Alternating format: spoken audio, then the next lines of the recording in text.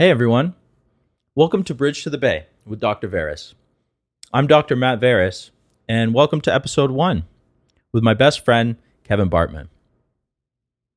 Now, the reason why I decided to interview Kevin first was because we're best friends, and so he knows me really well, and he's going to keep me honest and call me out on my bullshit if I ever try some. But also, we started our Ph.D s together, and Kevin actually dropped out partway through, but I continued on and finished mine. And I think that was the right decision for each of us, but we talk about why Kevin made that decision, and also eventually why I transitioned to industry outside of academia. And you'll see that I'm still a little sore from how I finished my PhD up, so I go on a bit of a rant, so feel free to fast forward through that. But I was being honest, and we're having an open conversation. So, if hearing about some of those things sounds interesting, then enjoy. And if not, hopefully one of the future episodes will be of interest. Hey, Kev. How's it going, man? It's been a while. Yeah, man. It's been a few weeks, but that's a while for us. Yeah, For sure. Used to hanging out with you all the time. So it's going good. Had a couple weeks off. Well, not actually. I had 7 days off. For you, 7 that's work a lot. days. It seems like 3 weeks. But I keep myself busy at home. We were talking a little bit about that. Can't ever sit still for too long. Yeah. But it's been nice. My back needed it. Back was starting to hurt. Yeah, that's for sure. It's literally back-breaking work. You got to take care of yourself. So what about you? I don't know. Just like took the break. Today is what? The 4th? 3rd of January. Yeah. So I was lucky enough to go home and see family. Doing my quarantine right now. So, but it was good. I got a refresh after moving out to California, not seeing anyone for at least 6 weeks. I wasn't able to hug anyone, which is tough. So, it was good. I got a recharge, and now I'm amped and I'm ready to go. I got sick of the winter and ready to be back in California. It's like 13, 14 degrees Celsius every day. So it's been pretty nice. I think my cortisol levels are at an acceptable amount right now. Mentally, you feel refreshed. Yeah. So that's good, man. Yeah. It's not looking so nice behind you, though, right now. Not as nice as the intro you showed me. Yeah, so this is what winter in San Francisco looks like. We don't get snow, but we get some mist, we get some rain. It rained twice between August and Christmas, basically. And now it's rained twice since I've been back within 5 days. So it's rainy season in the winter, but by the end of January, it'll be warm again and sunny, hopefully. So nice. Well, hopefully I can come out and visit you. Yeah, for sure. And this definitely beats see how the snow and the cold. Yeah. Just for, I guess, just for some context, I'm in London, Ontario right now, which is where I knew Maddie from.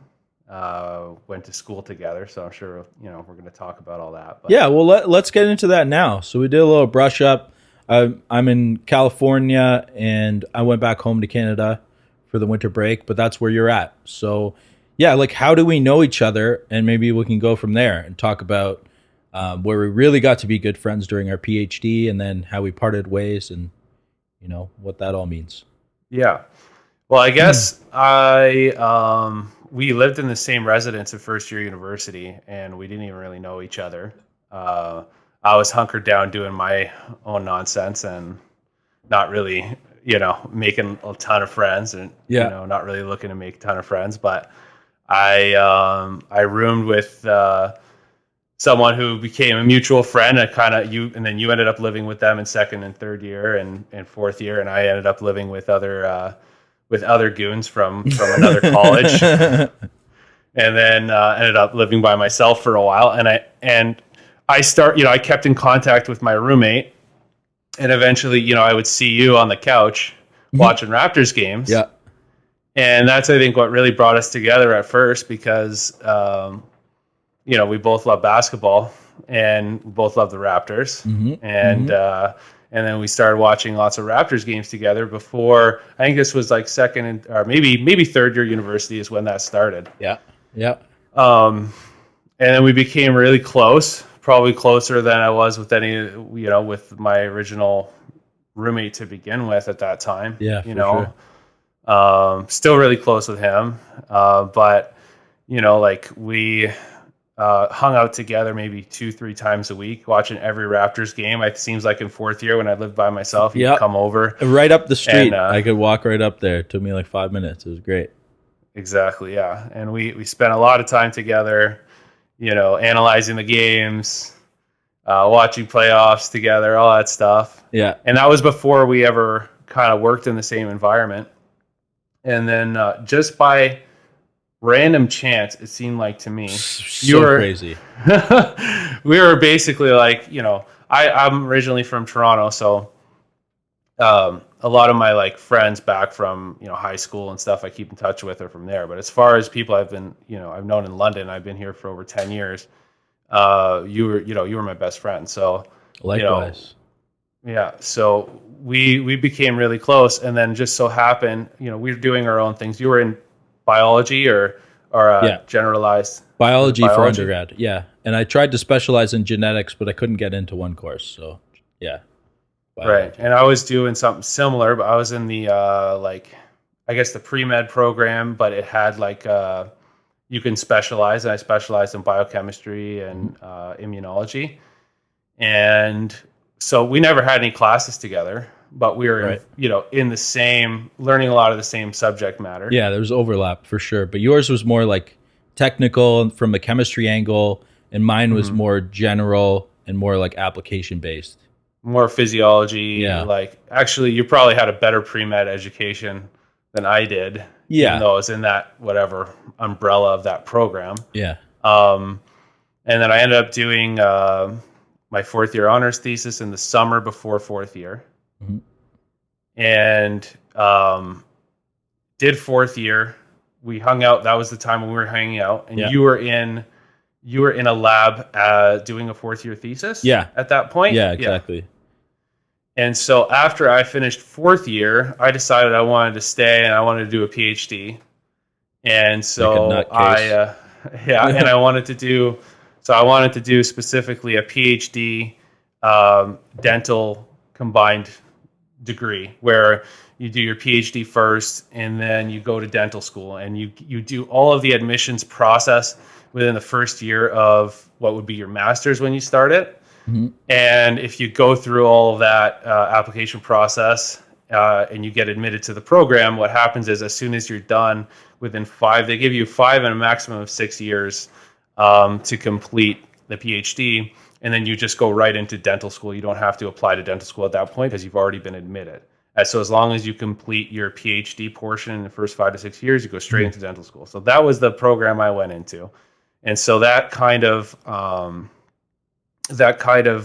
narrowed down my options in terms of what lab I wanted to go into, because I had to be doing something related to dentistry, which was part of the requirement, because the idea is that you're going to become a clinician scientist in the dental field. Yeah. Could you just say like how many people are in that program, just to talk about how rare it is, how long it is? Like, this was a crazy decision from you. Like, most people aren't willing to commit to that straight up, Mm-hmm. I think there was 2 people in the PhD part of the program at the time. Right. And maybe 1 or 2 in the dental school portion at the time. And so definitely I would say 5 people or less. Right. And the program is basically, best case scenario, if you finish your PhD in 4 years, if everything's set up perfectly well for you, and you just hit it right off the bat, then it's 4 years in PhD, 4 years in dental school. Worst case scenario, 6 years and then 4 years. So worst case, It's 8 to 10 year program. Most realistically 9. But the previous student in my lab, the PhD student who was finishing up was going to dental school. He was actually in that program. He was one of the people who was in that program. That's one of the reasons why I chose that lab, because the supervisor was in the biochemistry department, and he studied mineralization, and a lot of his work was done in animal models, on the mandible and on the teeth. So that seemed like a good fit. The projects that were before me seemed like really good opportunities, and the collaborators that they worked with were high profile and all that stuff. So yeah, you did your due diligence, right? Did my due diligence, and I went into that lab. Things didn't work out exactly the way I hoped they would have. But the point, to answer your original question, is I went into that lab. Okay, first day I get there, pop out, like take a drink of water, and there you are coming out of the door right next to me in the lab next door. So crazy. And I had no idea that you were down there. We didn't communicate this at all. I didn't even know who your supervisor was or that you interviewed with him.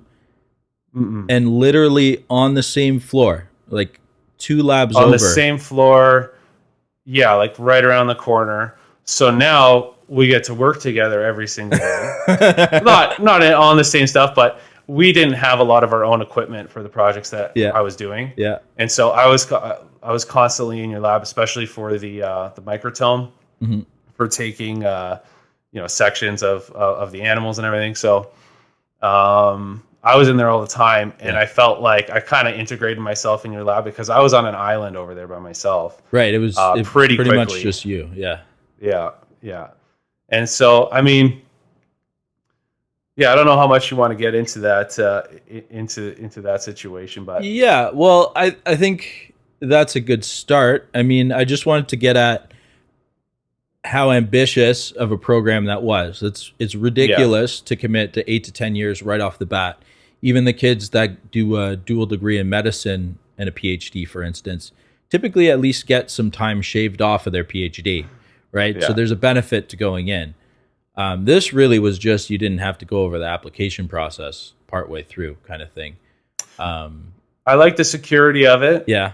And to me, like, I'm a kind of a technician, right? That's just kind of part of my personality. I like to do things precise. I like to do things right. Yeah. And I like to do things I like to work with my hands too. And I've gone back to that kind of what I'm doing now. But the idea was, I really love science. I really love the scientific process. I wanted to be involved in some sort of research. At the same time, I don't know if maybe I like the security of maybe being a doctor or a dentist as well. It's quite, putting all your eggs in the research basket. Yeah, into a profession. Putting all your eggs into the research basket can be scary, right? Long term. So I like the security of maybe being a dentist, and I love that you have to be a technician, and you can be like with your hands, you have to be skilled, and you have to learn like a craft or something when you're operating on somebody or doing more higher level stuff in that field, which is what I wanted to end up ultimately doing. And I thought that would be a satisfying career for myself. Right. And so for me, and I have no problem with commitment. Right. But yeah, I went into it and ended up getting a place out here and kind of establishing myself. Yeah, putting roots down. To be here for a long time. Yeah, putting roots down. Yeah. So, and I'm still here. I'm doing something completely different, but I don't have any regrets. For sure. Yeah, and the reason I'm trying to bring this up for everyone is that, we both entered PhD programs, which I guess is fairly rare for the general public. But I just want to articulate, I would go to Kevin with questions about biochemistry. Like, he's much better at a lot of the technical aspects of what we were doing and took the science very seriously. He was always a better writer, always had a better memory than me, so did better on sort of like rote memory tests and things like that I'd always get pissed off about. So he's like really uniquely suited for this kind of program. And we both started off like with our heads screwed on straight, it seemed, and we were making progress. but it didn't work out. Like, we had different personalities. What was fulfilling to us was different, or what we were willing to put up with was different. And so we had to make different decisions. Yours happened to be better off not to finishing it up, and mine happened to be better off finishing it up, although the last couple of years wasn't so great. So maybe I should have got out earlier. But ultimately, that call is up to the individual, and there's no right or wrong way to do it. And just because you're smart, just because you're capable, doesn't mean that sticking through it in academia is the best place for you, or the best decision. Yeah, and the whole experience was really heartbreaking. Yeah. Because I don't like to feel like I'm giving up on something especially when I made that level of commitment to it. It's a very difficult decision for me to stop with the program, and I don't want to disparage. Like, I don't want to talk about my supervisor in a bad way or anything like that. Because it's the way things were in the lab. It's not a unique situation just to him. And as a person, I've always said, like, I liked my supervisor on a personal level. Right. Me too. I don't think he's I think most people who know him do. He's a quiet, reserved guy. He doesn't interact with a whole lot of people, but I mean, he's a likable guy. I think he cares about people. Yeah. I think he cared about me.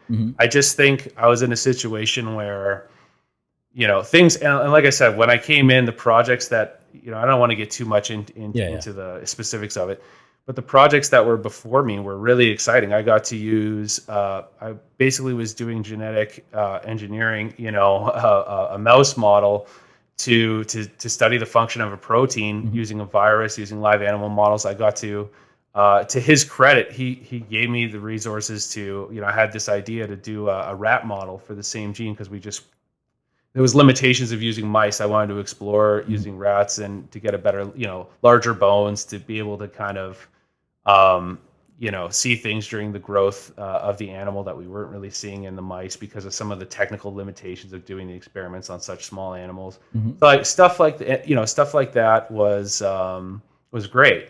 I just think that the projects were kind of out of our league. Yeah. In terms of how we were set up as a lab. Your infrastructure, and personnel. The personnel, I mean, the lab technicians in the lab were not familiar with animal models. Yeah. And nobody worked up there with the animals. And a lot of things were disorganized. A lot of the resources actually came from having a collaborator in the States that was, a distinguished, person with a great lab, putting out a lot of great research. But it was kind of a distant resource, not something that I could easily tap into. And the resources in our own lab depleted pretty quickly, because the Ph.D. student left quite a mess behind him. But again, retrospectively, I understand why. Yeah. You know what I mean? That he was dealing with the same limitations that I was, or the same problems that I was. The other students in the lab also left. The lab technicians, there was one who left before I got there, and she, did some cell culture, but even she didn't work with the animals really. And then the lab tech that was there, I loved her, again, as a person, but it was completely out of her expertise. You know what I mean? So the technician couldn't help me. There was no students there to help me. And the supervisor himself was not an expert on any of this stuff when it came down to how to do the experiments, but also, wasn't as involved as he needed to be. Let's just be honest about when it comes to developing the ideas, understanding the ideas that I was running with. I came up with all the ideas for the projects. I had a lot of excitement. I did my research. I knew my stuff. I put together all these ideas, and then it just kind of was like, okay, well, you're on your own. And these projects were big ideas that would have required cooperation and collaboration between multiple people within a lab setting, and I didn't have access to anybody. Right. And every other supervisor, where has their own problems, has their own students that they have to support. And I think my supervisor also got, he was just very involved in many different other things that didn't have to do with the work that was going in the lab. Like, he was very involved in the dental school admissions. He was fixing the admissions process. He was helping with the administration of the dental school. Yeah. And I feel like partially reason why he invested the majority of his time into that stuff was probably because he felt like he was getting a little out of touch with what was going on in the lab, and you know what I mean. Wanted to put he's a little older, approaching retirement. Yeah. I don't think he was really able to dig into the science the way that I was able to do. And, you know, what ended up resulting was just a lot of responsibility on me, and doing a lot of things that I was told I shouldn't be doing, Right. that I kind of had to do in order to make the project go anywhere. And it just couldn't get it off the ground. I didn't have any support when it comes to even just, you know, lab technician stuff, like, you know, making solutions, keeping track of stuff, helping train, right? Right. This is all time. Cleaning up glassware, you know, Right. just everything, right? When you think about it, and then all the animal protocols and everything like that, which again, we don't need to get stuck in the minutia of that. But, you know, so it was a lot. I was taking on a lot more than I could handle. And I pushed my limits of what I was capable of handling at one point to its maximum. Right. And I watched this all play out. Yeah. As did several other people. And the thing that kept me going a lot was the fact that everyone seemed to respect me, even though I never published an article. I was there for 4 years. I didn't publish anything. I was spinning my wheels for 4 years trying to make some sort of progress. That's why I say it was heartbreaking. I put so many hours, and we're not getting paid anything. Right. You know what I mean? Yeah, below minimum wage for the hours we're working, for sure. And at the end there, like, you know, we got a couple undergraduate students. We got an undergraduate student and a master's student who didn't really know how to do anything at the time, which is normal in that situation. You usually have the infrastructure to be able to train these people. I was that infrastructure. Yeah. And I was trying to make my own projects go. So I was working double hard in the last 8 months or whatever, leading up to when I finally decided, you know, to take a step back. And I remember there was multiple days I was there for over 20 hours on my feet, running around in the middle of the night, right? And I had access to everybody's equipment. Everybody trusted me to use their equipment. Everybody, you know what I mean? I didn't want to burden people too much, but they knew I was running around doing my thing in the middle of the night. Me and my supervisor had friction. So sometimes I'd leave at 11 a.m., come back at 4:30, work all night, you know, leave again at 11 a.m. I would sometimes sleep on my desk, wake up at 9 and keep going. You know what I mean? Yeah. So, and I was doing all this stuff by myself. Yeah. You know, it's not like, for the most part, no one was suffering through it with me. I did make my undergrad student stay late with me a couple of times. But it's like all this work and it's going nowhere. And I didn't have anyone to consult with you know, inside of my own lab that was going to help me at that point of my development. I was already, you know what I mean? I needed real resources that I didn't have. So yeah, what do they say? You're like, you're something without a paddle or something. You're out without a life raft. In Schitt's Creek without a paddle or something like that. Up Schitt's Creek without a paddle. Yeah, like you were out too far and really couldn't pull yourself out. I was trying hard to pull myself out. Right. And so that kind of sums it up there, right? Like it's not an entirely uncommon story either, especially for a PhD.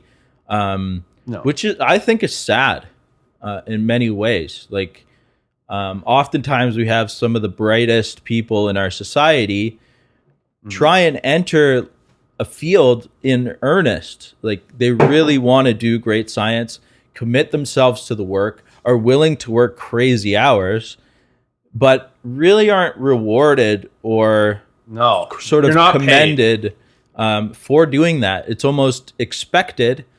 Yes. And it ends up becoming like a race for the people willing to be disrespected the most at a certain point, if you stick with it long enough, at least compared to entering the workforce and like most other industries. It really depends on where you go to. Yeah. I think people in positions of power, you know, employers, whatever, have mostly, the majority of the time, exploit people whether they mean to or not, whether that's like some nefarious intention they have or not. They'll end up using people out of laziness a lot of the time, not wanting to do work themselves, or out of necessity because of the position they're in, Yeah. or a combination of a lot of those different factors. And I agree with you. I feel I have no ill will to anybody I worked with, Right. to my supervisor, anyone from my lab. You know what I mean? My thing is, I was exactly like you said at the beginning, like very eager to. I was like, okay, you know what? I'm going to scrape by Yeah. for 10 years, and then plus after that, and postdoc potentially specialize. I might not actually start making real money until I'm 40. Yeah. And know you're what I committed mean? to that. Like And I'm fine with that. Willing to do all right? that. Yeah. As long as there's some sense, and not to be, not like I was being completely idealistic, but in a way I was being too idealistic, or, I was naive to the actual how things are in reality down there, because, you just, at the end of the day, you don't get out what you put in. Right. And Right. if I was getting 10% out of what I was putting in, I would have made it. Yeah. That's how I felt. Yeah. And I wasn't even getting that, you know what I mean? And that's the difference now. That's why I'm much happier now, doing what I did now. But basically, at the end of that, when I left, I basically took a medical leave of absence and never came back. Yeah. Because I was stressed out beyond my limitations at that point. And I wanted things to change, and I kind of gave him an ultimatum, my supervisor, and just like, look, Right. either I need the resources to complete my project, or I'm never going to get out of here. So I'm going to take a leave of absence for a year, and please help me. Right. Yeah. When I come back to hit the ground running and to finish this thing up. It just never worked out that way. Yeah. There were no resources. There was no. So I ended up just, I called the university at one point, like maybe 2 years down the road, and just said, unenroll me or whatever, because I'd extended my leave of absence like a whole nother year after that, which was out of the norm. Yeah. I was talking to the university graduate department and all this stuff, and I just let it all go, because it wasn't going to materialize the way I wanted it to, the way it was originally intended to materialize. Yeah. It would have had to be, they would have had to put me with someone else doing a completely different project, and, doing just basically mishmashing everything together at the end and calling it a PhD. That's not why I wanted to do this. I wanted to do this to do something, even if the results were all negative. Yeah. To do something worth attempting, and to do something worth 5-6 years of stress constantly to know how things are going to work out, and to have that level of commitment, and to not get paid for it, right? It's another thing where it's like, you know what, it's all worth it at the end of the day to have this prestigious title to your name, to say that you're a doctor, you've put your dues in, to be, and you earn that title. And I think that's why people endure that, is because they know that's what's necessary. Right. Whether it's right or not, which, I mean, you can make a parallel to the NCAA college basketball players versus the NBA is a very, very similar parallel. In colleges and universities, this is how they operate. And most of us don't know this when you're going into it, especially if your parents didn't go to university, which I don't know. Did your parents go to university? No. Well, my mom went a couple years but dropped out. So very little information to go on. Yeah.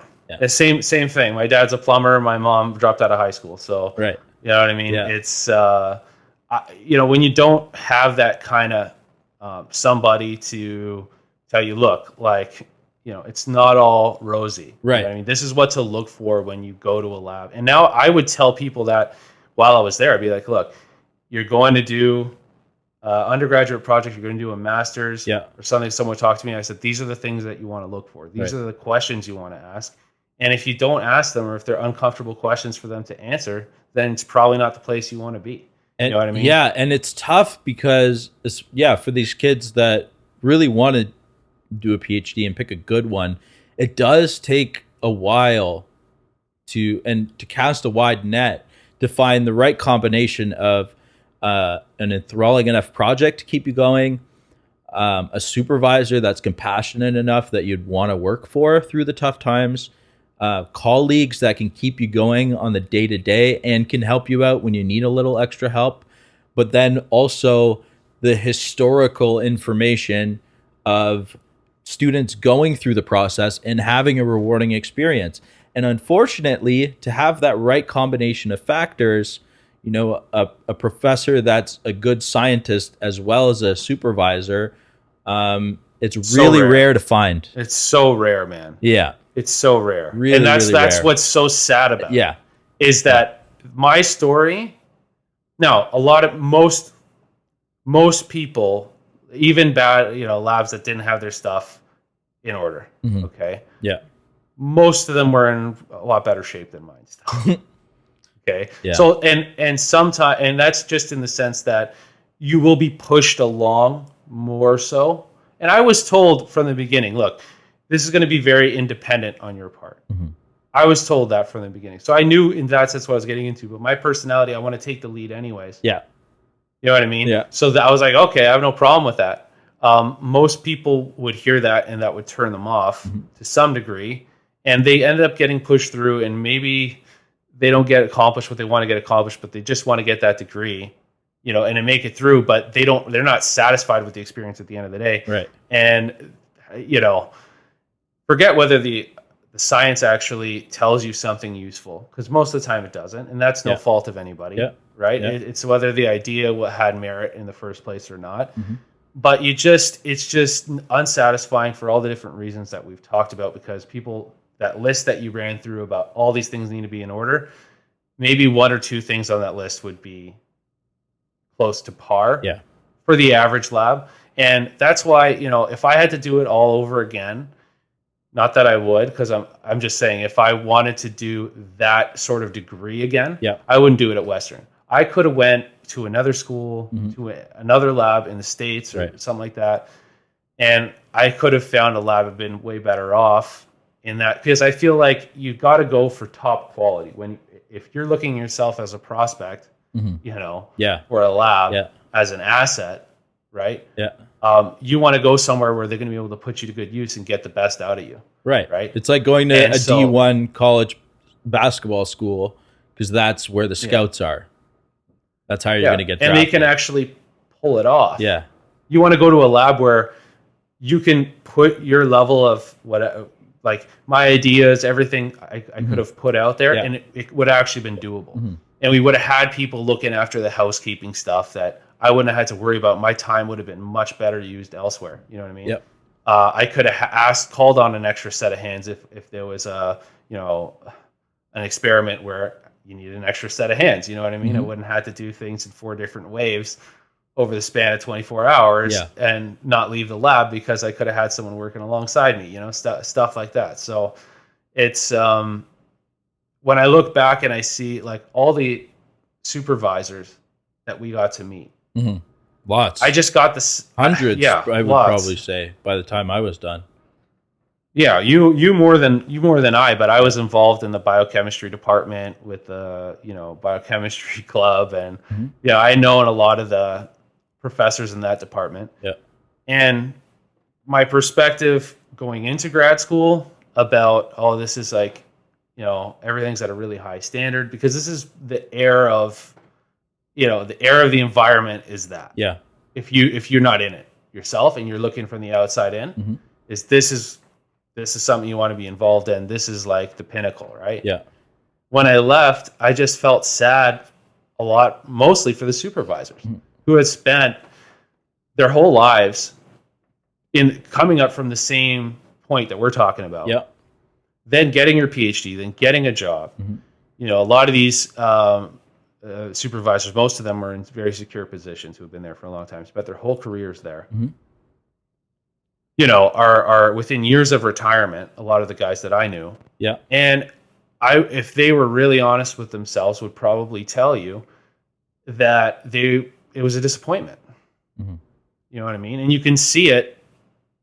You can see it when you're in that environment that they didn't accomplish what they set out to accomplish. They didn't get out of the experience what they wanted to get out of. Right. Because they're limited by resources and limited by politics and at every step of the way.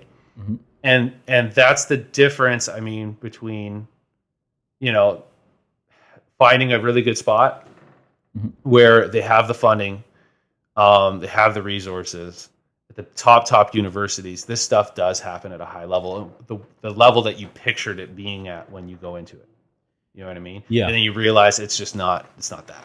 You know, and you're in a spot now where you're actually in that spot, and it's amazing because you've always said that's what you're going to do. You're going to go to California. You're going to work. You're going to work on this. You're going to I talk crazy. You're going to work for these companies. And it's like, okay, everyone's right, like, okay, right, okay, okay, sure. Maddie, okay. But you're there, man. You're there. You made it through. Yeah, and you're where you want to be. Right. And whether or not at the end of the day you get that satisfaction out of your career, I think based on where you are now is ultimately, yes, some of it may be up to resources and politics, but not really because of where you're at. So I think it's ultimately going to be up to you.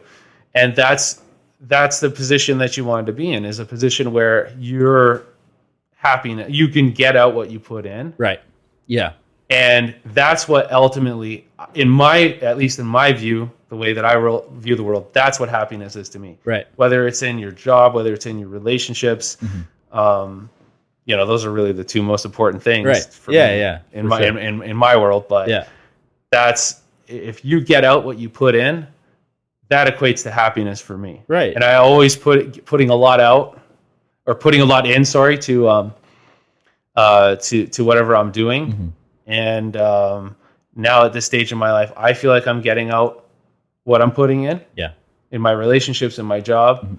And so that's why I'm much happier doing what I do now than I was then, where I hadn't been more unhappy at any other point in my life. Right. You know what I mean? And I could see you go through it, because like you're a very, I would say, like, your disposition is optimistic, or at least like happy, like on a day-to-day, like playful, like you like to crack jokes, like you don't want to be down, you want to have people around you be happy and smiling and all of that. And so when it basically turned into like 2 years of you like rarely smiling and just being down every single day. And that's not a way to live. Like it's not tenable. So I'm glad you made the decision you did. I probably would have advised you to make it sooner, but it hurts. Most people did. Right? Like it really hurts. Like probably at the point where it was reasonable, it was like you're 3 years in to a grad degree. You still don't have a publication, which starts to hurt you at that point because you can't get the scholarships to take on extra funding. Or, even though I did get some scholarships based on my writing and my ideas again. But I just, it's like it reflects on me like, oh, he can't get it done. But from the outside, but everyone who was there and knew the situation I was in and gave me the respect that I felt like I deserved. I mean, obviously it would have been more if I was pumping out stuff, but they saw me there. They saw what I was doing. They spoke to me. They knew what my level was, my capability was. They knew the situation. So I didn't feel like, and I don't have a pride issue about caring what other people think about me. Right. For the most part, I only care what the people who are close to me think about me. Yeah. So people who are just peripheral to my situation could think really whatever they want. It's not going to affect my demeanor or how happy I am at all. Yeah. You know what I mean? Yeah. It's what my best friends feel, what my wife feels, what my dad, my brother feels. That's the stuff that gets to me. You know, if they say, "Oh man, I'm disappointed in you," or "You're not doing what you should be doing," that's what really hurts. Yeah. So I didn't let that part get to me too much, but it is in the back of your mind, like start questioning your self-worth and things like that, which is not good. Absolutely. Yeah. No, absolutely. So, but I made it through, and I think that experience probably just for life, you know what I mean? Making it through something like that, and although I didn't finish it, you know what I mean? You said you probably would have advised me to get out of that earlier. Yeah. Everybody did. I remember some lab technicians like 3 months into me starting said, if I were you, because they knew the situation of the lab, right? Said they both looked at me and said, well, particularly one of them, but the other one was nodding along. And I think you remember this story. If I were you, I would get out. Right. I would get out right now. Yeah. And that was 3 months in. And I was like, you're crazy. Right. But being in because it, I was committed. Yeah. Right. I took all these steps. I was working. So I had so much enthusiasm and exuberance about the situation. I said, you guys, don't worry. I will make this happen. Right. You guys don't know what I'm capable of in my head. Right. Yeah. And I always default back to that rationale. Yeah. And that was the first time in my life where, at least for something like this, important. Yeah. Where I was like, I can't make this happen by myself. Yeah. And it took me 4 years of smashing my head up against the wall and doing everything I could within my power, and pushing myself to mental, physical, emotional limits to reach that conclusion. Yeah. Whereas, my dad told me, I don't know, like a year and a half in, it's looking like you might need to cut ties with this. I don't know. It's okay. I'll make it work. Yeah. Yeah. You know what I mean? So I think it was obvious to anyone who was paying attention, who was thinking about the situation, try to help me out, that probably was for the best. My stubbornness led me to really push it to its conclusion, where I finally looked at the situation and said, there's nothing more I can do to make this work.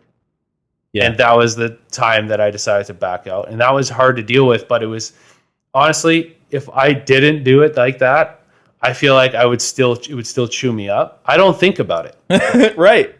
Yeah. At all. Yeah. It's not on my mind. I don't want to go back. I don't have grudges against anybody because I did everything I could. You know what I mean? Yeah. Was it the wisest thing? Maybe not. But if I had backed out earlier, would I have been able to live with myself? Probably not. Right. Because you have to prove it to yourself that you couldn't do it, no matter how hard you tried. And that's just a fact of life. Sometimes you need some help. You can't be. That is a fact of. Can't be your own. Your own mentor, supervisor, hero in some cases, and then also execute on all the stuff you have to do. Like sometimes you need that other person, even to have an outside perspective. Like professional athletes need a coach. It just helps to have another set of eyes and ears and a brain on the same scenario. I mean, it's really narcissism on my point. and just looking at it objectively now and talking about it, and not, I'm a good guy. I don't, I don't manipulate people or not in that way. Right. But just the way that of this self-confidence, right? The belief in your own ability, whether it's warranted or not. Yeah. But that's a huge reason why I've been successful in what I'm doing now. Yeah. But at the same time, I learned that lesson that you need other people. Sometimes you need that other person. I learned that lesson. It took me 26, 27 years to learn that of life. Yeah. Right. Yeah. But I have learned it to the point now where what I'm doing now, and I'll just, because I brought it up before, the short story is I'm a property manager, so is what I started doing. I started property management after the Ph.D., after I backed out. Pretty soon afterwards, I was lucky enough to have a family hookup. My father owns an apartment building in London. He bought one when I moved here. And that's, just to glaze over it now, but that's been obviously a huge luxury, is having that sort of financial resources behind you at every turn in my life. And that's part of the reason why I was able to push that situation as far as I did. Right. Again, it was kind of like a test for myself. Okay. Yeah. Because if reality strikes that you can't, there is no other option for you financially, you're going to be, again, in Schitt's Creek without a paddle. Maybe I degrade myself to the point in that situation to just say, what do I have to do? I don't care about any standards. Right. I don't care about the original projects. Tell me, because other people in that situation in that lab did this. Right. And they said, I will do whatever it takes no matter how low we have to set the bar here to scrape by. And I was not willing to do that, Right. but I had the luxury of making that decision because I have a safety net, and my safety net is, I grew up in a family. My grandfather originally, they immigrated here from Israel. He started a plumbing business, very much a grunt of a man, still is, was not very good. I didn't have a very good business sense. For whatever reason, my father just naturally has that in him, where he knows how to make money. And by his early 20s was just like, you know what, I can't, to his dad, I can't watch you work every night till 11 p.m. And not make any money. You know what I mean? Like, it's killing me. So he took over the business pretty early on and has made a, pretty decent fortune for himself with that business. Also purchasing other assets, in the rental properties market. Since I was young, I mean, we rented out our basement in our house. He bought a small house in Markham. We were living in Richmond Hill. We moved there. I've been there my whole life, but we moved to that house in like 99. And at the time, I think he spent $400,000 on that house, did renovations inside the house, sold it for like 1.2 or 1.3 million. Wow. Done really well for himself. He's bought cottages, and it's all, I mean, he's taught me, I had him as a mentor in finance, right? I guess you could say, or basically doing business, the same. In the rental properties game, especially. So I'm very fortunate for that. I wish I had someone 1% of what he was capable of in any other facet of my life of something that I've tried to do and I haven't. So I'm very lucky to have that. I had the security. He bought a house for me to live in, right? He purchased an apartment building while I was there, right? In school, just because it's too expensive to buy in Toronto. So he was looking at peripheral markets. Said, why not London? They're already, he's already there. My brother actually moved out here for a year because he didn't know what the hell he was going to do in his life.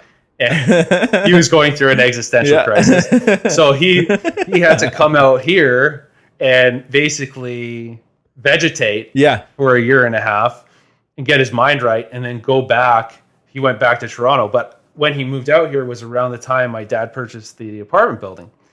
And so he would go and he would check up on things for my dad, and he would, do some of the plumbing that needed to be done because my brother has been working in the family plumbing company since, he was a teenager, and he never left. He went to university for a year, dropped out, probably similar story to your mom.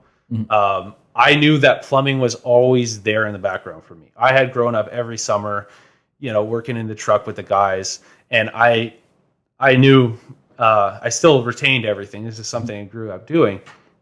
And I knew I always had that in the background. Right. And when I went away from school, I came back, I talked to my dad about my original plan was, move back near Toronto in the GTA, help run the plumbing company because they were just swamped with, invoices that they needed to bill, just the administrative, basically, component of that business was far behind in the times.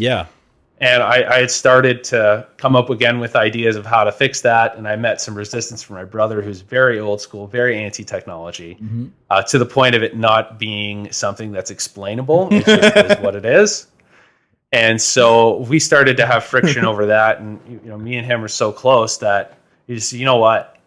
It's not worth it. We both it's not worth it if we're going to be bickering back and forth to each other, because we've never done that in our lives. So there's no point. And he was like, you know what you could do to help me in an indirect way and to help the plumbing business in an indirect way, take all this stuff from the building out there, the apartment building out there, that's penetrated this office that he has all of our employees working on and that he's spending all of his time working on, take that away. Go manage the building to free up space for us to focus on plumbing. Right. And so that makes perfect sense. I don't want to move. I love London. You know what I mean? And I met my wife here, who's been in London her whole life. We both like London a lot more than Toronto, and we're both a lot more comfortable here. So I said, okay, great. And I started managing the property. It's a 6-story apartment building, and it's an old building. And the first project I had was, okay, we want to add 5 apartments to this building, using basically space that they could use to build new apartments that was within the building that wasn't really being used properly. Mm-hmm. And so I came in immediately, started emailing architects, engineers, like some people that my dad hired, and was just like, okay, have fun. This is what I want. Figure it out. And that was great for me. That's what I'm comfortable with. Again, like give me the reins, step out of my way, and let me take care of it. Mm-hmm. You focus on what you guys need to focus on there. And I learned a ton through that project. Again, dealt with all the architects, engineers, put together tender packages for contractors, got a contractor that we liked, and made sure basically that the contractor, the architects and engineers were doing what they needed to be doing for the project to be finished on time. And the timeline was like, we wanted it to be done, and we were starting in January 2019.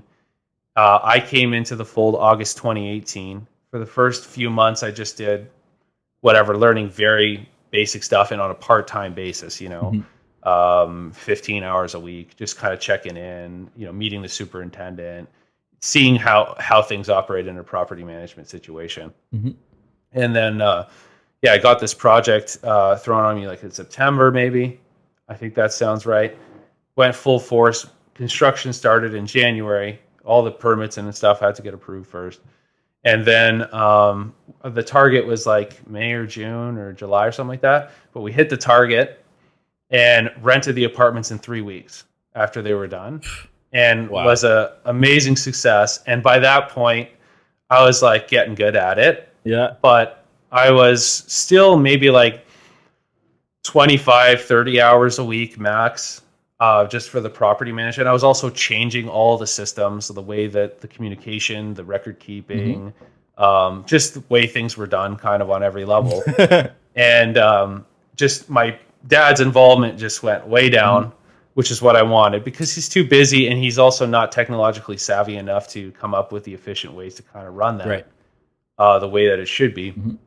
So I kind of restructured everything. He was happy to walk away, and at this point, he collects the rent checks, and I do everything else. You know what I mean? Everyone's happy. Everyone's happy. And a component of the property management is dealing with contractors when you need repairs, when people move out and you have to renovate units. And I was finding that it was very hard to find a contractor to do competent work at the budget that we had. Which, for apartment buildings, everyone knows it's not like someone's own house that they're going to put, top dollar into. Right. They're trying to renovate it on a budget. Mm-hmm. And so I said, you know what? You're paying me hourly. Okay. I have the credit card for the business to buy supplies and stuff on. Mm-hmm. Allow me to purchase the materials. Let me do this myself. Let me try contracting the renovation. I've seen the process from start to finish, as a project/property manager. Mm-hmm. Enough now. I have my background in plumbing. I started to do all the plumbing in the building slowly over time. So we stopped having to call plumbing companies. And I essentially tried doing all the minor renovation work. At that point, any major renovations, I did find a contractor that I could trust for that. And they did a couple. I think they did one full renovation for us, and they do repaints and stuff mostly now. But this was back in July last July, I said, let me try running a project. So I had found some subcontractors for drywall that I liked and for other things, and I just slapped it together on short notice, and it worked out. And it ended up saving my dad quite a bit of money because he was paying me hourly, and I was buying all the materials at cost. Yep. Right? Yep. Then, we kind of discussed, like, I wanted to get more into the contracting side. It's something that I'm interested in. I like doing the physical work with my hands. At that point, I think by like the end of 2019, I was doing all the plumbing in the building, including emergency calls, like all of the mains. If there was an issue, I would shut the building and do. And I'm on call 24/7 even now. at this moment. It could be called in for an emergency. So I took that part on. I just took more and more on to the point where, okay, I'm doing all of the repairs, all the maintenance, and the smaller sort of suite turnovers that are not necessarily an extensive renovation, but needs to fix some drywall. We need to, fix a couple pieces of the baseboard. We need to do like a whole list of small stuff that might take me like 5 days or something. Yeah. Yeah. Okay. Because, especially when someone's been living there and not taking care of the place for 3-4 years, and you want it to look pristine, you change the vanity. There's a whole bunch of plumbing issues you have to fix, whatever, doing that sort of stuff.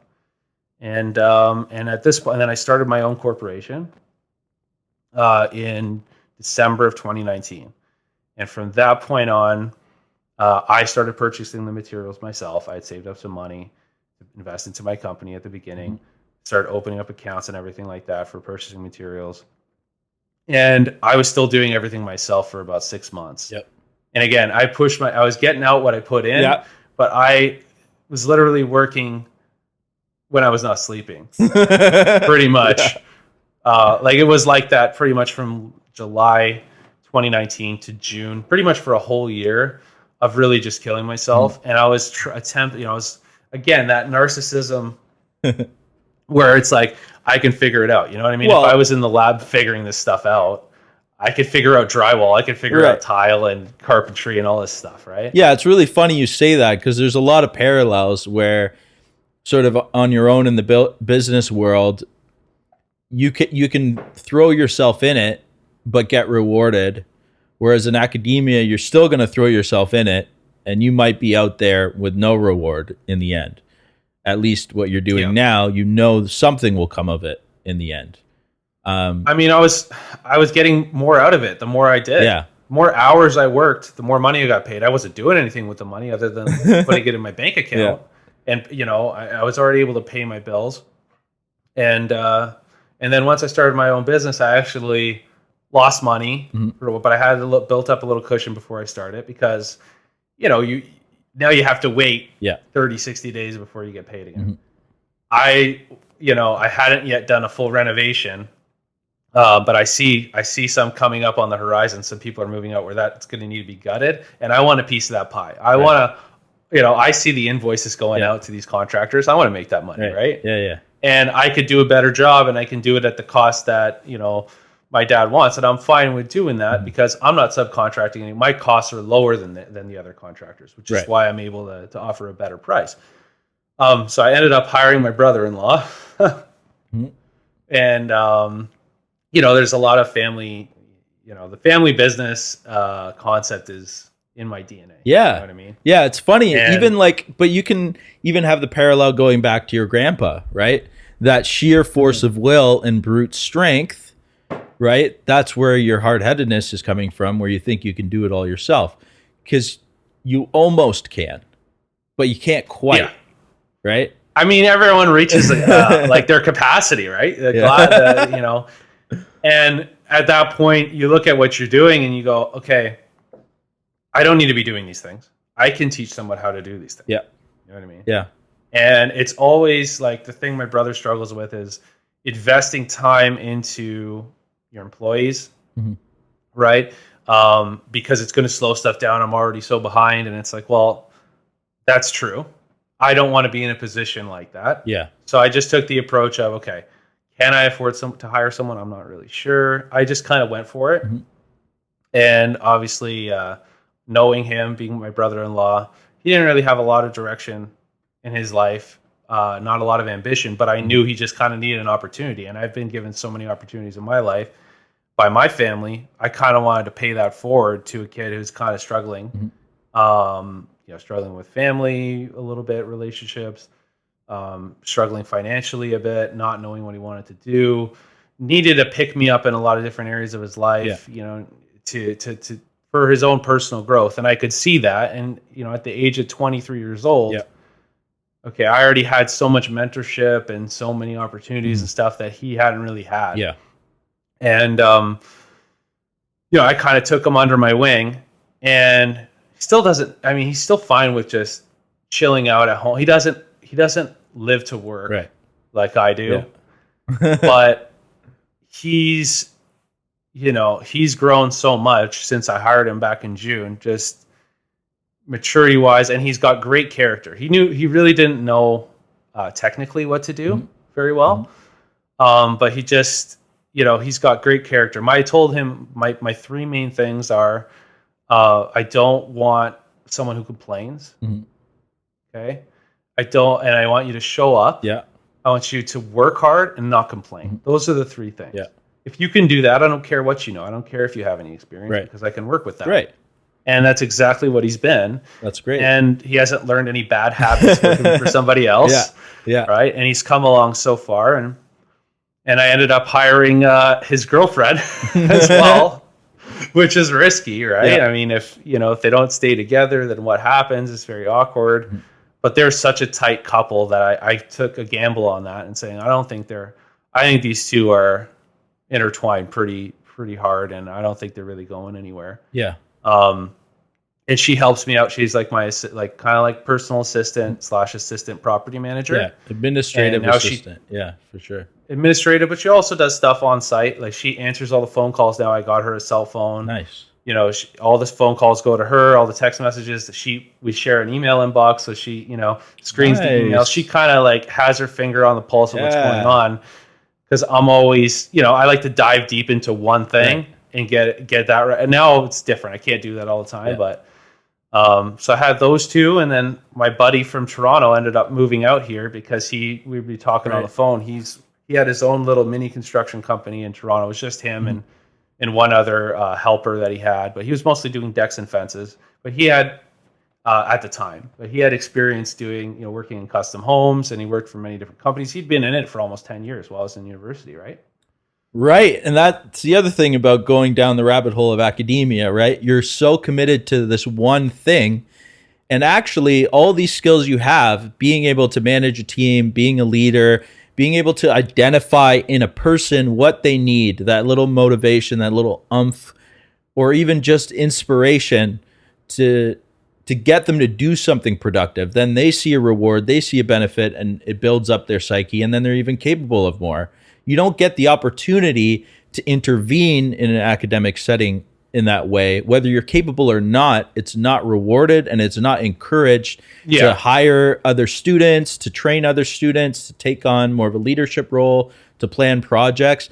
This is all things where for some reason in academia, it's tiered in a way where only if you've waited enough life years are you then allowed to do this. And they somehow think that because the way that's set up, that they only got to lead by the time they were age 40, that there's no way a 25-year-old has that capability, which is completely counterfactual, and actually in the business world is proven over and over again. It's almost like capitalism versus communism. Okay, it's not a meritocratic situation at all. Which you would think it was. Right? Supposedly it's academia. That's where merit lives. It can be. I mean, there's no absolutes. It depends on what your experience is. And so many different people have different experiences. We've just seen, we've seen it play out this way and around us. And that was our particular environment. I'm sure there's universities out there that are much more forward thinking. There are labs out there and supervisor. Now, are they common? No. But are they out there? I'm sure there are some out there. I mean, there's got to be in every field. It doesn't matter what it is, whether it's something like contracting, where you have any Joe Schmo can say they're a contractor and walk a sledgehammer into your house and have a little fun. Yeah. Okay. But not everyone could do that in academia. But the point is that there's still only a small percentage in any industry that's actually at the top of that game. Right. And most people don't have their shit together. Right. But it's also... Doesn't matter what it is. Yeah, but it's also not related to age. There's just competency and capability. It's the individual. Right. It's the individual. Right. Like when I was in academia, when you said you don't have the opportunity to inspire others and all that stuff, to an extent you're limited. But I did have an opportunity to be a TA, to like basically I was supervising the undergraduate student and the master's student and helping them with their development, and their experience was a lot better than mine because I prioritize that. That's just my personality. Right. You know what I mean? I just have that. That's just part of me. Yeah. You know what I mean? I want to get the most out of people. I want to put people in positions to succeed. Right. You know what I mean? Yeah. It's just like a good coach in basketball. You know, people always say Popovich for the Spurs, he gets the best out of his guys. So he can have a roster. You're like, who are these guys? Right? Yeah. And they're always getting to the playoffs because he knows to tell, you know, this guy, hey, don't dribble the ball, stand in the corner and shoot threes because that's what you can do. Right. And I don't want you, right? Or you don't shoot threes because that hurts us, but you can do this, what you're good at. It's not just what you can't do. What the focus is on what you can do well. Right. And trying to put people in situations where they're not going to be likely to fail. But I have a lot more control over that sort of thing now, obviously, because the limitations are based on how well the business is doing. The business is doing great because since I hired people, and like I said, my buddy who had his own construction company, kind of his own, he was a sole proprietor for a while and then had one guy working for him. And, you know, he decided to move out here to kind of join forces with me. Right now, you know, I use him as a subcontractor and we're starting a new business together, a 50-50 business. We're going to try to get out of the apartments and get into custom homes eventually. I mean, we're shooting for the stars in that regard. As far as you can go in contracting is how I want to go. Want to focus on quality and, you know, being able to put together stuff that's really visually appealing and you know, the apartments will always be there. But we want to get to that next echelon of operating at the top of your field. Well, that's what it is, right? And he moved out here. He thought he would have a better opportunity to do that with me than by himself because you need that other person. Yeah. And that's it's so true because I wouldn't be able to get past where I was just with me and Tom, my brother-in-law, because it would take me years to get Tom to a level where I could rely on him to free my time up to then grow the business or whatever. Yeah. And a lot of the best contracting companies that I've had run-ins with, they are a 2-3 person operation where one person focuses more on maybe the acquiring business, the advertising. One person focuses more on the invoicing and the scheduling, and another person is actually on site, you know, leading the job that way. So you need it takes a team of people, and right now Ty is the guy on site every day, no exceptions, and I take care of all the in between, and I give direction to, you know, my assistant for the property management side of things, and things have exploded since I've brought people in. That's awesome, and I can now do the things that I want to do, and I'm so happy. I come at the end of the day, I'm still working, but it's for something, and I don't have this feeling of dread in the background of, man, I'm just doing this. I'm doing this because I said I was going to do it. Right. I'm not doing this because I'm getting anything out of it.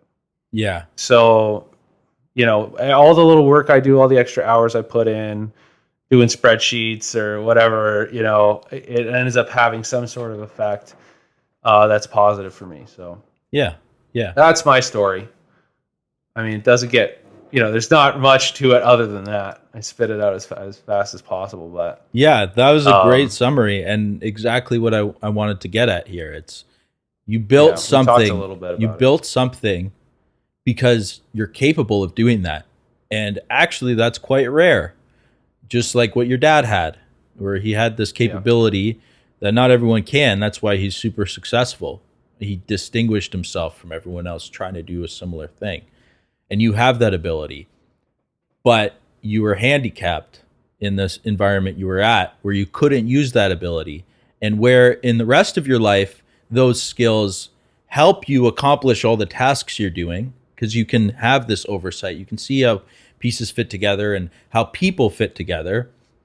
You're handicapped when you have to refer to someone else to make all these sort of administrative decisions, and you can't just go at it on your own exactly how you want. You can't hire the people you want. You can't get them to do the things you want. You can't take the risks that you think are appropriate.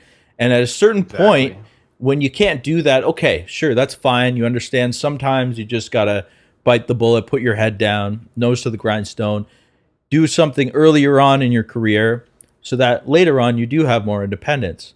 I just think that the way academia is set up, especially currently, where you got to do a PhD, increasingly it takes 5, 6, 7 years, and then a postdoc, pretty much you got to do two postdocs. That's like 5 years. People don't know this, of like also getting paid very, very little, especially Very compared little. to your credentials.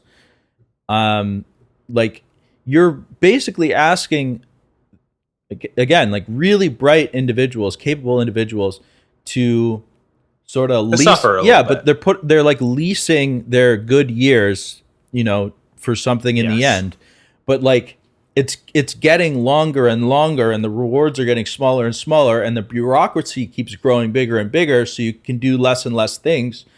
And I was just staring at it the whole time, being like, it doesn't add up. Like all these professors are trying to convince me, like, you're a really good student. It'd be great to have you in academia, and you don't have to do it the way we do. You can go at a big institution, and all this. And the more conferences I did, the more people I talked to, the more and more I realized, like you said, everyone's complaining about the same things. I'm trying to get something done. I have to go through this bureaucracy. And then it gets whittled down to like, they're like, okay, I can only get like one thing done per year. So that's all I'm going to worry about. But then they have all these people working for them that don't accept that and aren't in a place in their life with tenure, with a house, with a stable career to take that long-term goal. And it's not fair to these people that are really ambitious, sort of at the prime of their intellectual and productive, output, to kind of temper that just basically like in service of a longer term goal that won't benefit them in any way. And so for me, I was really upset in that I wasn't spoken to honestly. And so I think my degree took about 2 years too long. I think I finished everything that I published at the 3-year mark. You were so I should have been done, basically. And I was lied to and told that more things would come out. But instead, everyone knew that I had done too much already and my supervisor couldn't keep up. So what should have been the honest advice is, go get a job, man. You're done. But instead, my supervisor, for some reason, I think got guilty or greedy, like every other academic, in that, oh, I have you committed for 5 years. That means I have your labor for 5 years. And she kept trying to like tack things on at the end. And I'm like, no. Like, you have stuff to get back to me. There's no reason to do this because I won't get it back. You're already really behind. And then I started, getting talked down to for even stating the obvious in this case. And it got to a certain point where like my supervisor essentially gave me an ultimatum where it was like, okay, well, if you don't like it, you can drop out or you can stay. Or if you get a job, then we'll have to get you out. And I was like, okay, I'll get a job then. And that's exactly what I did. And then I did no work until I heard back from my supervisor pretty much 3 weeks before I had to defend, or 3 weeks before I had to submit my thesis, which is ridiculous because I sent everything like 8 months prior. So that whole thing was very strange because I would have left earlier, or I would have doubled down on my other interests, which might have been building an app or something that I could make some money off of, or start a company where I could hire some other people and keep that part of my mind busy, that leadership and planning capability busy, when essentially I was being told like, oh no, you don't have that capability till you're older. So just stand pat, right? Meanwhile, I'm sitting on I was on the board of one of the institutes at the university as the single trainee representative with all these sort of bigwigs at the university. And I'm sitting in the meetings and they're just cyclical. These are people that have no idea how to conduct a meeting, have no direction, don't know what they even want themselves, let alone trying to convince a group of people to come to a decision. So most of the meetings just talk in circles until someone Sometimes it was me summarizing the points of the group and saying, okay, this is what everyone's saying, let's move on. Whereas they can keep talking in circles and they're just okay with it. Well, I think a reason for that is that they just want the title of being on that board more than actually being there for the purpose of getting something done. So if they can just talk in circles for an hour and then say, okay, meeting adjourned, you know what I mean? They've done what they need to do.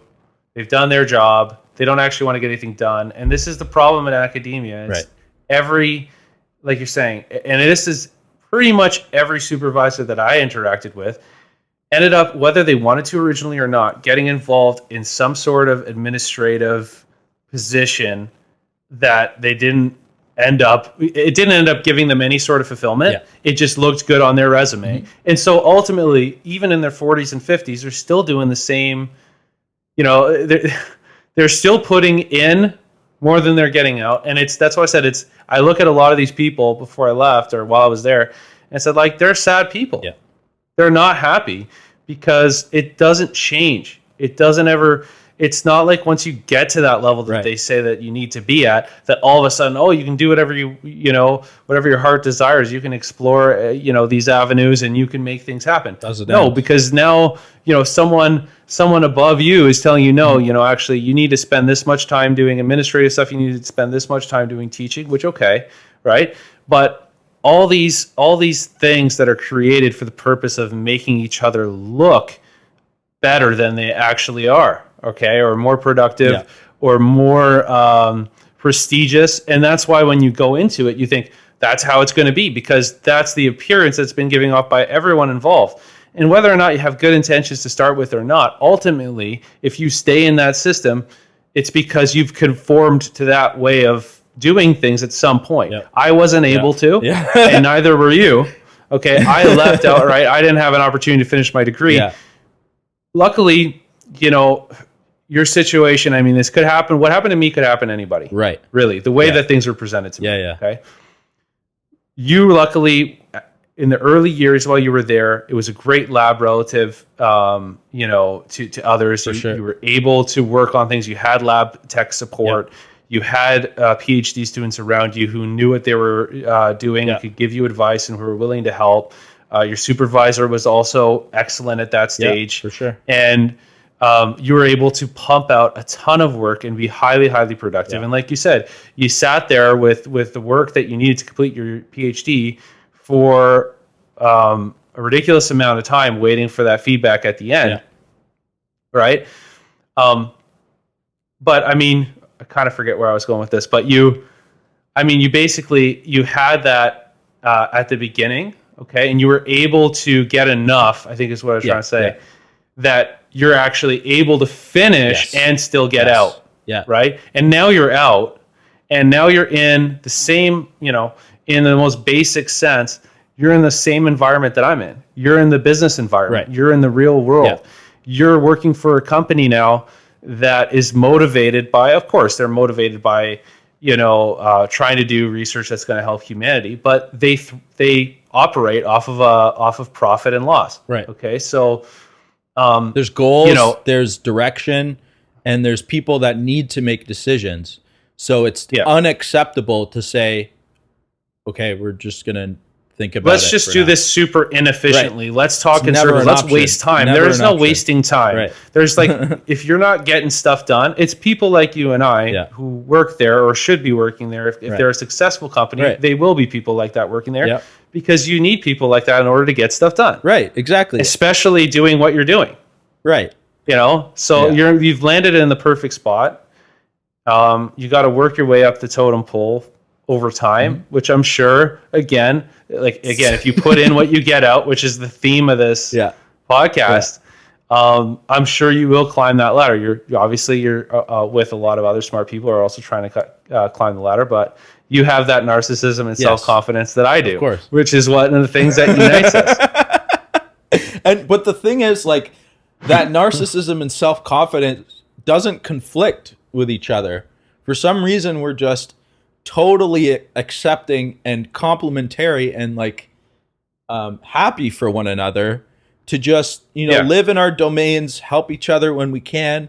No one's stepping on each other's toes. No one's being like, oh, you're too confident, or like, I'm emasculated because you're too confident at times, or vice versa. It's just always all if you have true confidence in yourself, okay? If you have true confidence in yourself, you don't need to be worried about what anyone else is doing. Right. You don't need to be worried about this person doing better. I'm competing, like you're a little more competitive than I am. Like when we were in school and when we played basketball, if I was as competitive as you, we would have gotten fist fights on the basketball floor, basketball court. We probably would have broke up friendship over test scores. Okay. That's just, you're a little more fiery than I am as a competitor with other people, but I compete. Yeah. We both do. We compete with ourselves. Mm-hmm. That's really what matters. If I'm doing better than I did before, that's what's gonna. If I'm not, that's what's gonna chew at me. And there's only one way to fix that. You can't put anyone else down to fix that. Right. You have to talk to yourself. You have to have realistic conversations with yourself. You have to be honest with yourself. Not doing good enough. Right. Yeah, which many people can't do. Right. Those are the people I have issues with. Like people coming at me with yada, yada, yada. You have all these issues, or you're too confident, or you're cocky, or whatever. And I'm like, okay, you can say that, but like turn the spotlight on yourself for a second and try and identify everything you just projected onto me, which is essentially what people are doing all the time, especially in the face of someone that's confident or happy or fulfilled in what they're doing. People that aren't those things tend to project what they're feeling onto that person. And it's like, it's really obvious from an outside perspective, but in the moment, it's almost impossible to recognize that of yourself. The issue I ran into, at the end of my degree there, was I was just telling people to their face, like, no, you're lying to yourself. And they're like, no. I'm like, okay, you're lying to me because you're lying to yourself. And then, they can never assess that in the situation. But I was just out of patience. Yeah. Like, I'm like, I don't blame you. I've done all this work on myself. I'm very honest and very critical of myself. And that's why I do feel confident, because I worked on myself enough to feel confident, put in the work. And a bunch of people aren't putting in the work and expecting me to give the same credence to their opinions or something. And it's just, it doesn't make sense to me. I don't know. It's hard, right? Because you don't want to, you have to understand, and like what I understand too, more so now being in the world that you're insulated, right? When you're in academia, you're in science. Yeah. You're insulated from the general public. Yeah. Because most people are not going to do a PhD, or they're not going to get into a science degree university. And so you're surrounded by people who are more intelligent than the average person. Right. Okay. In some ways. And who have in some way, and they have their stuff together more so than your average person off the street. Okay. So when I left there, and especially working in an apartment building, that is Gen Pop. Yeah.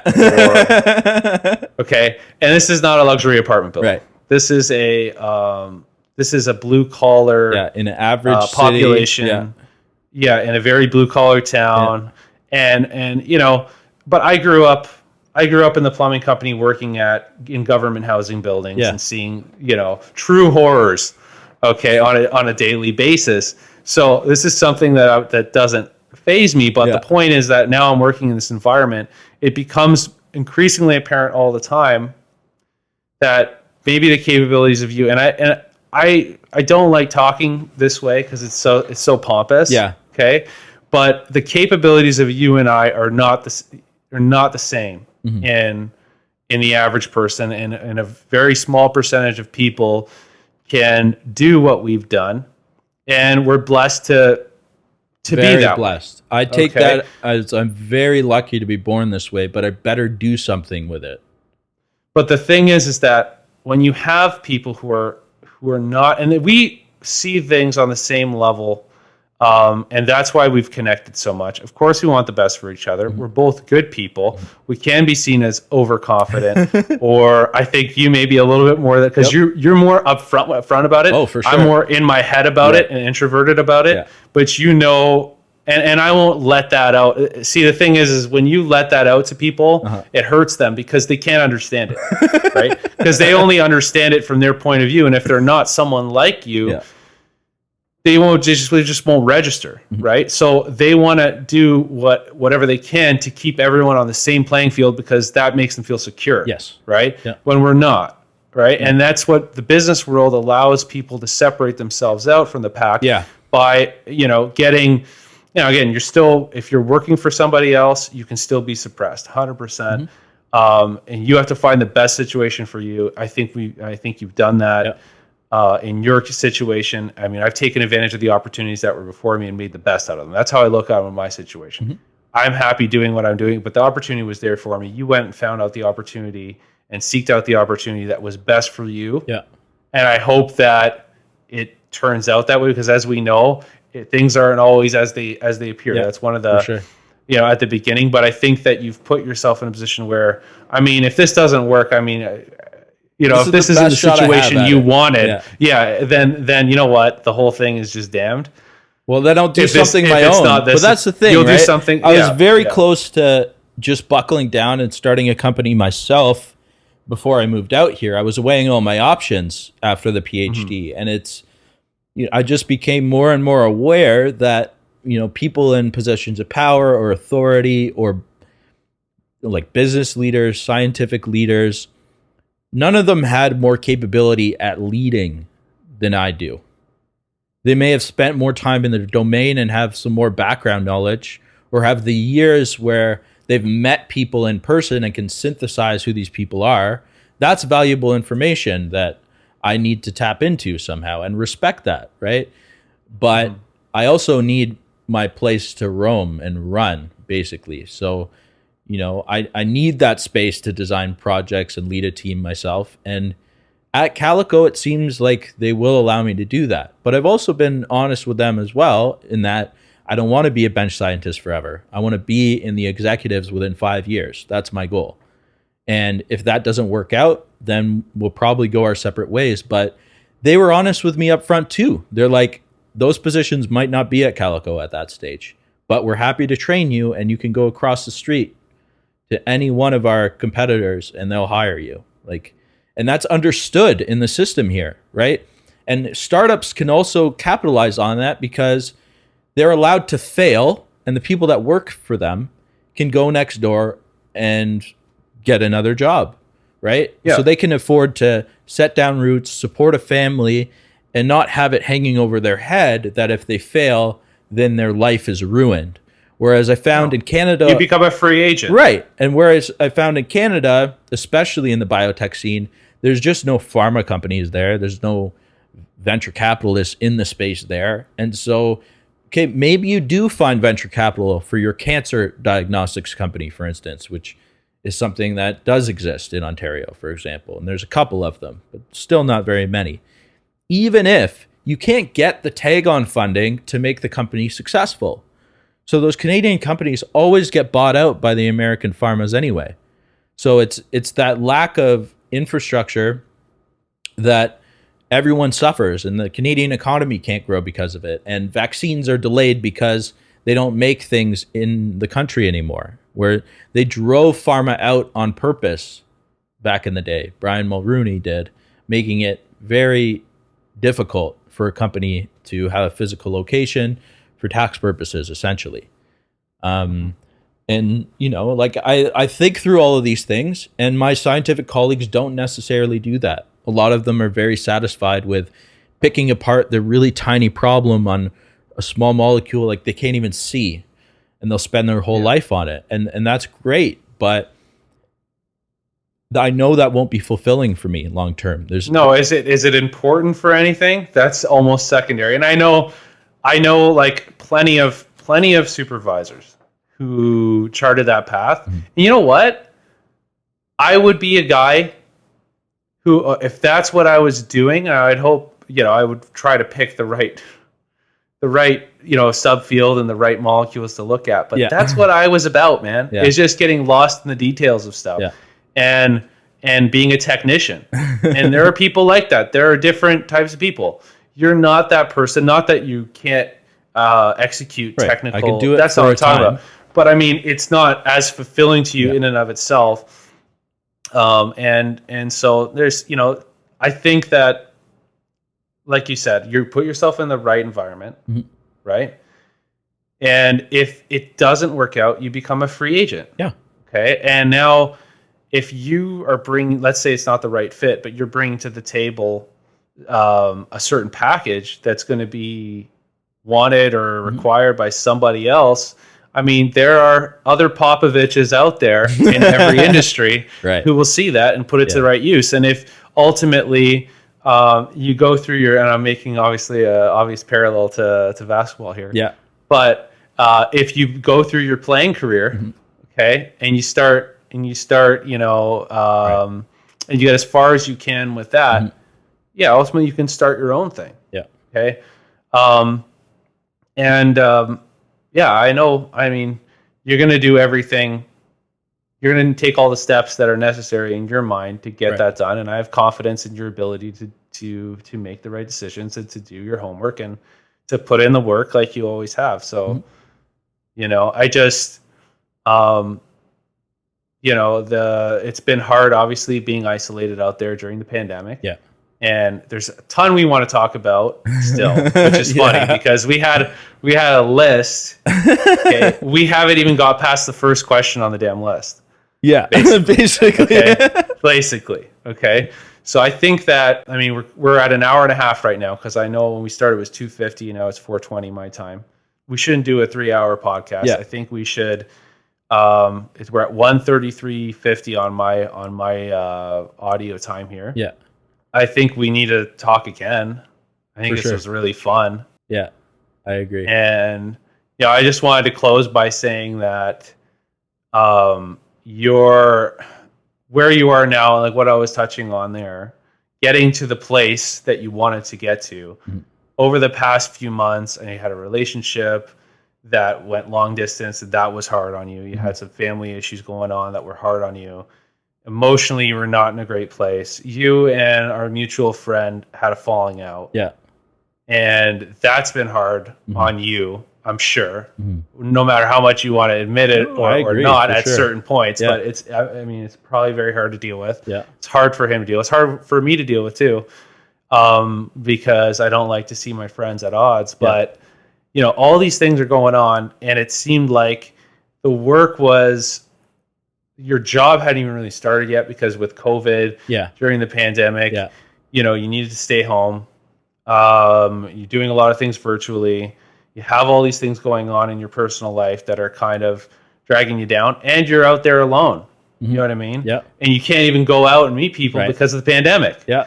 And it's like, so I think that this podcast is, and I think you mentioned this in the intro too, that you sent me, but I think it's a great opportunity to talk. It's a great reason for us to get together and talk, or for you to get together and talk with other friends. For sure. I think, like, just talking to you now, you seem, maybe you're good at putting something on that's not true. I don't think so. I think I can read you pretty well. I think you look healthier, you look happier, you look less stressed out now. Yeah. I think being home for the holidays really has done good benefit for you. Yeah, for sure. And I think it's the right time to start the podcast. You clear the, although the fog is out there right now, but you've cleared, that first layer when you got there of just, it's disorienting. Yeah. Going there, not knowing where to be. You were in temporary housing, then you came to where you are now, and this is everything you wanted. This is everything you talked about for years. Yeah. You're exactly where you want to be, and it's crazy. It's so crazy, and it's so awesome. Yeah. And you have so many opportunities in front of you, and I think this is a great idea just to go through it and just to document it and to talk to. You have access to a lot of interesting people to talk to. Mm-hmm. And I'm honored that I was the first one. All right. Would I have been disappointed if I wasn't? Maybe. Right? But that's besides the point. I'm still honored. Yeah, right? You are the first. And that's really important, because you got the technical savvy, you got, the conversation ability, you got unique perspectives, and we get along. So I wouldn't want to troubleshoot this with anyone else, for real. Yeah. I mean, I'm happy to be on the pilot episode. You may cut all of this, okay? But I feel like maybe the title should be "Get in what you put out." Right. Or get out what you put in. Get out what you put in, not the opposite way. Okay. And I want to do this again. I think we still have a nice list to talk about. Yeah. We've kind of covered the background on me, touched on some of the background on you, but as is always the case when we talk, I do most of the talking, you do most of the listening. That's why these podcasts are so perfect, right? I know. Yeah, it's true. Just an excuse to get you talking, and it's a win for me. Yeah, you just get me to run my mouth here, and I have no problem doing that. Well, we kind of covered the background of how we know each other, the Ph.D. that you went through, why you got out, what you're doing now, and why that's really rewarding, along with some of our opinions and stories along the way. But what I really want to talk to you about on the next one is actually getting at that background from your PhD and from your undergrad. You learned a lot in terms of biochemistry and immunology. And so you can actually explain how the vaccine works probably better than I can, even though I actually keep up with reading these days, probably more than you do. So maybe on the next one, we could tackle some of the questions that your friend sent you, which you were saying you talked about at length for a couple of hours. So maybe we won't go that long, but there's some really useful questions that I know a lot of my friends and family are wondering. And this vaccine is super cool. It's something that doesn't just relate to what's going on now in terms of a viral infection, but you can start capitalizing on this technology for things such as curing certain cancers. So this is very interesting technology. It's based on some very sure and sound scientific principles that biologists really understand. For a long time, right? And it's just been capitalized on and a great proof of concept these days. So maybe we'll start there on the next one. Probably talk a little bit more about basketball and how I beat your ass in fantasy last week. But yeah, we'll keep these conversations going. But this is a conversation with Kevin Bartman. So this has been Bridge to the Bay with Dr. Matt Veras, with more to come. Love you, Maddie. Thanks for having me on, Thanks, bud. Kev.